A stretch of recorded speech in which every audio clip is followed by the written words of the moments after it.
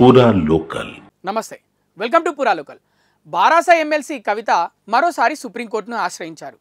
ఢిల్లీ మద్యం విధానానికి సంబంధించి ఈడీ, సిబిఐ నమోదు చేసిన కేసుల్లో బెయిల్ ఇవ్వాలని కోరుతూ కవిత దాఖలు చేసిన పిటిషన్లను తిరస్కరిస్తూ July 1న Delhi high court తీర్పిచ్చింది.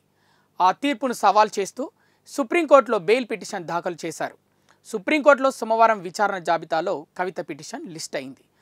Justice BR Gavai, justice KV Viswanathan ధర్మాసనం విచారణ చేపట్టనుంది. గత 5 నెలలుగా కవిత తీహార్ జైల్లోనే ఉన్న విషయం తెలిసిందే.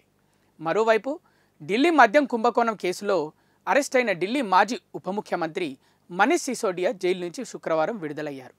సుప్రీంకోర్టు బెయిల్ మంజూరు చేయడంతో తిహార్ జైలు నుంచి 17 నెలల తర్వాత ఈ సాయంత్రం బయటకు వచ్చారు. అయితే ఇదే కేసులో కవిత కూడా అరెస్ట్ అవ్వడంతో సోమవారం కవితకు కూడా బెయిల్ వచ్చే అవకాశాలు ఉన్నట్లు తెలుస్తోంది. ఇవి ఇప్పటి వరకున్న అప్డేట్స్.